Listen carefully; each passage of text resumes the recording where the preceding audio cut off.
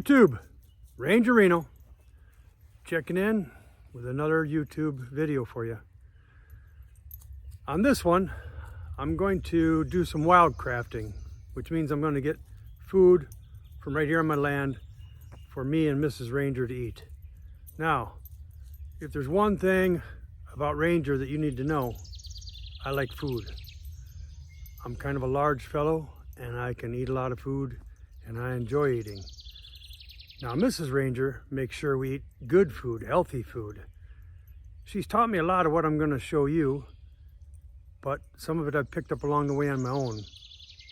The idea is that you don't have to go very far and you can make a delicious meal out of what's growing all around your land.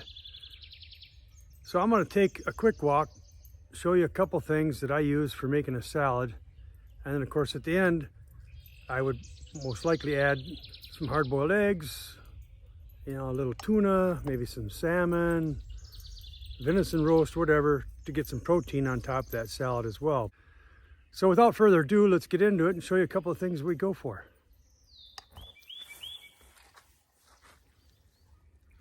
All right, so one of the most prolific elements out there is the dandelion. You can probably see lots of them behind me. Every part of this is, no, you can't eat it. Bailey, sit and stay. Every part of this is edible. Bailey would eat it if I let her. But the flowers are edible. The stems are edible. And what I'm looking for this time of year is more of the fresh greens. Picking these, I just bring a container along, drop them in, get plenty to go with. I find it easy to just grab a handful, throw it on a table like this. I'm sitting at my picnic table, an old picnic table, and just sort them out. Now, you probably hear the tufted titmouse in the background there. Isn't that beautiful? I love bird song. Anyway, this time of year is the best time of year to get the dandelions because they're really fresh, obviously, being first start of the season, which means they're young and tender. You get into, say, July, August, whatever, you're going to get past the prime time. So these are succulent right now. I can show you, kind of getting some in the bowl. Doesn't take long. And this will just be a base of one leaf. There'll be more to come. Now, as I said, all the stuff I'm going to be picking has lots of nutritional value. I'm going to let you research that. You don't need me going on ad nauseum about all the incredible vitamins and things that you can get from this. You know it's there. I know it's there. It's all over the internet. Just take a look. If you pay attention, dandelions aren't all that prolific on the tail end of the summer either. They're really a May, June kind of opportunity. There's a window there you want to strike to get them while they're at their peak. Now they're a tad bit bitter, but really it's not overly bitter. Okay, the next one on the list is purple-headed clover. Now at this point, the purple flowers have not come out to bloom, but the body of the plant is still there. Again, super good, delicious, has a little bit of a peppery flavor. I'll show you one close up momentarily, but this is essentially what it looks like. It's a much larger species of clover than what you're probably used to. Not the little, I mean, you can eat the tiny stuff that grows in your yard, the white clover and all that, but this is the large purple-headed clover. I'll give you a close-up, but that's actually got protein in it. And the flowers themselves are delicious. When they start to bloom, they have protein in them as well, and just a tad bit of sugar, so it's a little bit sweet, kind of like any flower, I guess. There's some sweetness to it, but we'll get a few of these and put them in. And of course, always trying to separate out the grass stems when I'm grabbing stuff and throw it in a bowl. If I leave one in, it isn't going to kill us. But try to make it in more pure form. Mrs. Ranger likes them good and clean. I like to keep Mrs. Ranger happy. Happy wife, happy life. There you go. Let me show you the clover. Here's our collection thus far. You can see the clover here. There's a lot more growing back in this direction. Here, here, here. Once you develop an eye for it, it'll just pop right out, and you'll kind of make note over the places where it grows, because it tends to be thick in some places and not so much in others. So once you identify your location in the spring, stay with it. Okay, this next one can be a little harder to find, but if you know what you're looking for, it's there. It's called curl dock. That's right, curl, like in your hair, dock, like docking the tail of a dog or something, D-O-C-K, curl dock. Now, it's not that hard to identify. This is actually last year's stem. You see the seed pods on there, seed pods. This has got a little bit of just a tad bit of a sour flavor to it. Makes a great combination. Again, like all these, the young, new growth is the best. As they get older, leaves get bigger, more bitter, tough, etc. But curl dock is a dandy and grows all through the year. I can find this stuff month after month. Just like right now where I'm picking, these plants will get bigger and bigger, but I just go to the base and find the new leaves that are coming up and make good of those. So curl dock, again, different things going on there with nutrition.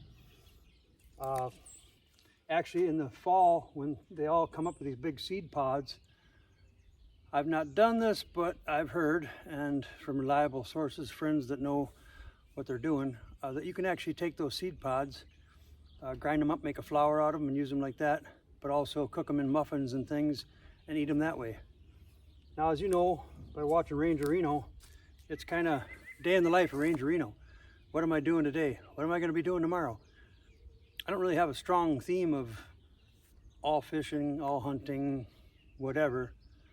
I'm just sharing with you what I'm doing on a particular day and hope that you have a chance to enjoy it, live vicariously through me, maybe learn something along the way, maybe get a little laugh watching me eat weeds, you know. But it's all good. I hope you enjoy what we're doing here and learn a little bit along the way. All right.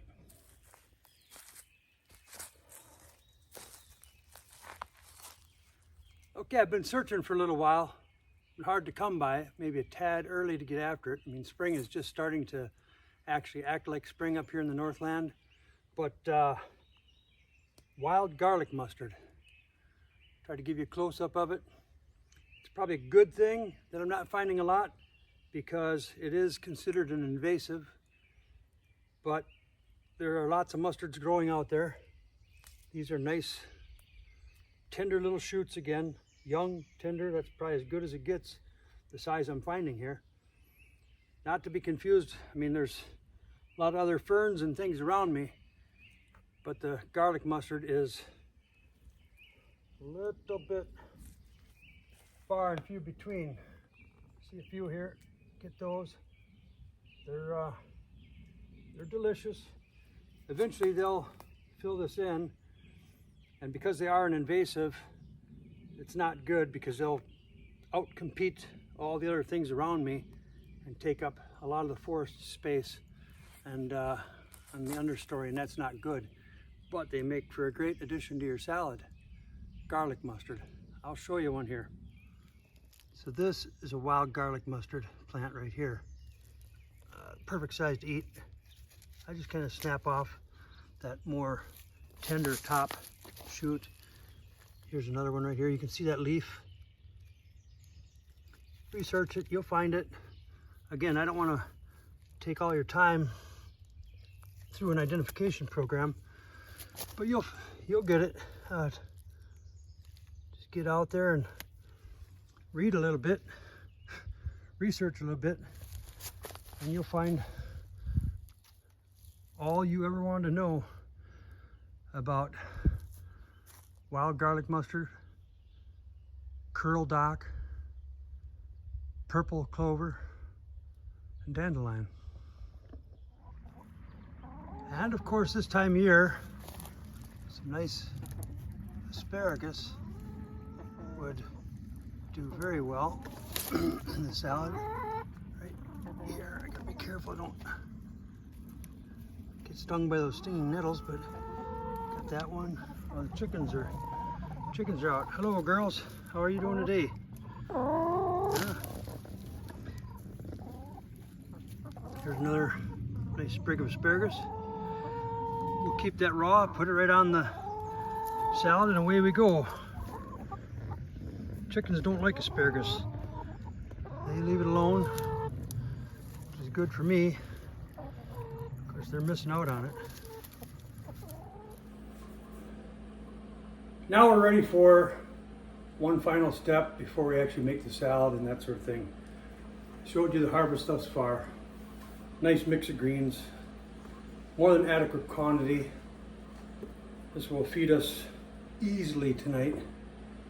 And we'll add, like I say, some protein element to it. I actually have some stuffed green peppers I'm going to bake for dinner. But what I do next, and that's why I use this nice bowl, so I just go here, take some good cold water, and rinse everything down. Get a few bugs off. Now I know some people will run some vinegar and stuff on there to kill bugs, but you know, hey, I'm Ranger Reno. That's just extra protein. We're not going to get too hung up on it. As long as Mrs. Ranger doesn't get too hung up on it, I'm okay. So I just rinse it out real good here. Stir it around, cold water. Get it where it needs to be. There's really nothing of any foreign matter in here. I'm not even picking up dirt. I try to just be careful while I'm picking it that I don't get a lot of extra mud, bugs, or grass stems in there, like you say. So this will help it rehydrate just a tad. But then I just pour it off.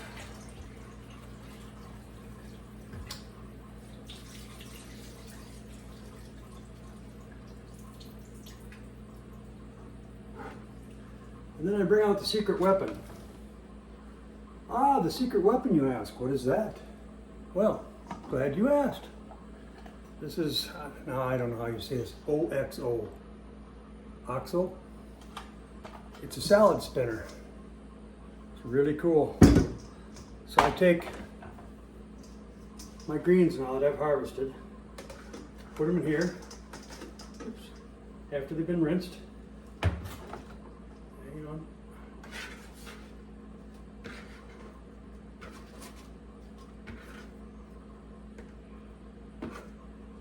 And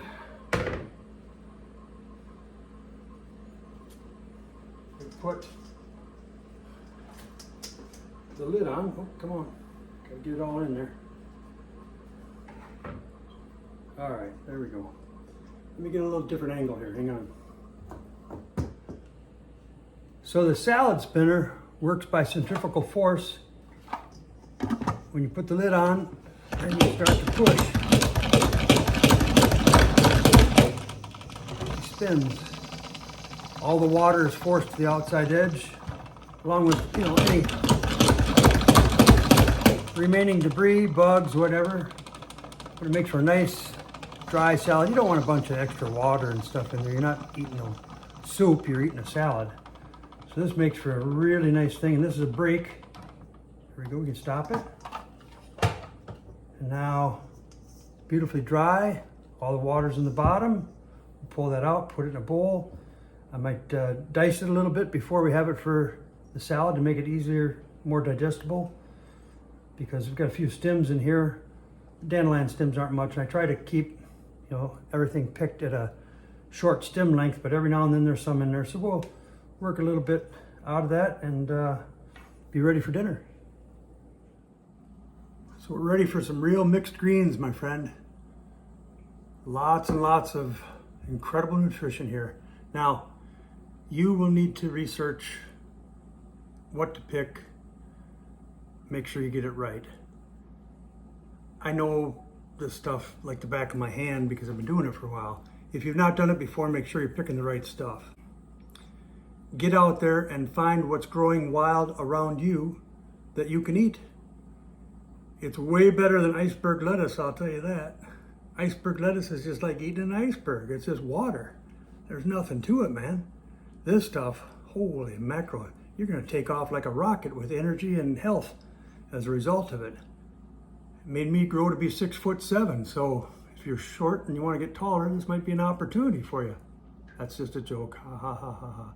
Hey, a quick shout out to some new subscribers. Thank you to Zach and Eric of Zach and Eric's Outdoors. And thank you to Brian of Mix Retirement Adventures. I hope I got that right, and I really appreciate you guys subscribing. I hope you find this video interesting. Bon appetit. Ranger Reno, over and out.